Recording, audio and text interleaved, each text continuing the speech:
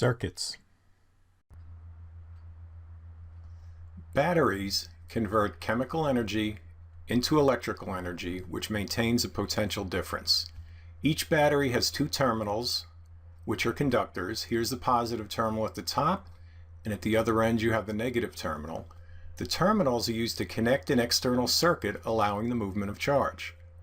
The chemical reaction within the battery acts like another analogy here, an escalator. It carries charge up to a higher voltage, just like an escalator will carry a person to a higher height. This is a fantastic simulation from the University of Colorado website, PHET, on battery voltage. I suggest you click on that and try the simulation.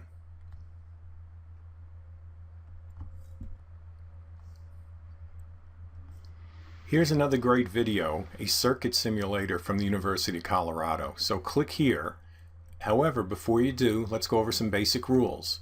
When you build a circuit, it cannot have gaps or breaks. The light bulb that you'll be using has to be between the wire and the terminal. A voltage difference is required to make the bulb light, and the bulb still lights regardless of which side of the battery you place it on.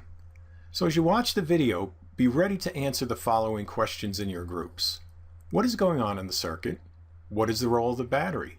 How are the circuits that you create similar? How are they different? The battery pushes current through the circuit. A battery acts like a pump, again the water analogy, pushing charge through the circuit. It is the circuit's energy source. Charges do not experience an electrical force unless there is a difference in electric potential or voltage. Therefore, batteries have a potential difference between their terminals. The positive terminal is at a higher voltage than the negative terminal. Again, here's a great thing to link on. This time it's not a simulation, it's a good video on current from Veritasium. And before we leave, how does the voltage affect the current? I'll give you a second. Okay, let's pull the shade down. What we find, if the circuit doesn't change, if the resistors are still there, if the battery is the same, if we increase the voltage on the battery, put more batteries on, the greater the current. We talked about conductors in an earlier unit, and those are basically materials that electrons flow freely through. They're not stopped, they go freely throughout the material. So again, some conductors will conduct better or worse than others.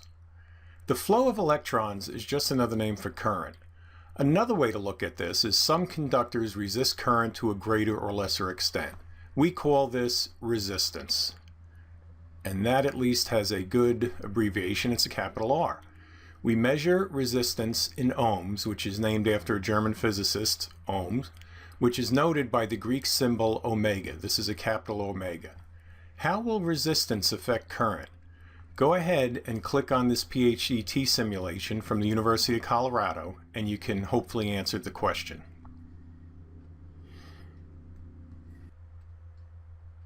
If the resistance of an object is increased, so when resistance is raised, current is decreased. If we raise the voltage, current is increased. These are combined into a very famous equation called Ohm's Law. I is equal to V over R. There's two other ways of writing it, of course. We just play with it algebraically, and we have R as V over I, or V equals IR. The units for Ohm's Law from this version here would be amps, right? We have amps equals volts per ohm. So a volt per ohm is equal to an amp. And again, another nice video, you can click on this and see a music video on electricity.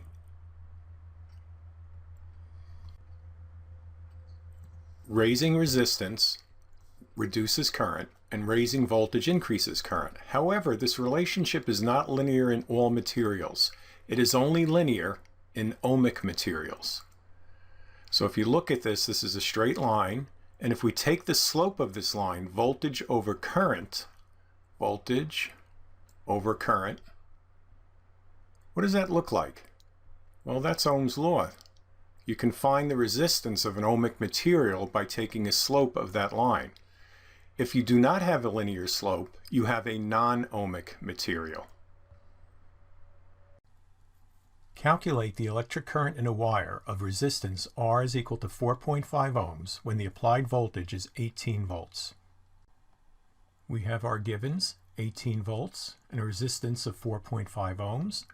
We use Ohm's law. Current is voltage over resistance. 18 volts divided by 4.5 ohms, and we get 4.0 amps.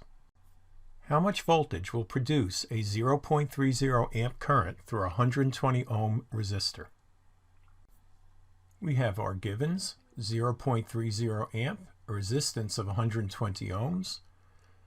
I is V over R, Ohm's law. Now we need to solve that first for V. So we multiply through by R on both sides, and we get V is equal to IR. Now we can substitute in our current, our resistance, and we get 36 volts. What is the resistance of a rheostat coil when 12 volts is applied and 0.040 amps of current flows through the coil? We have our givens right over here, and we're trying to solve for R, so we have to rearrange Ohm's law. Multiply both sides by R, and then divide through by I. So we get R is equal to V over I. Here's our voltage, here's our current, and we get 300 ohms.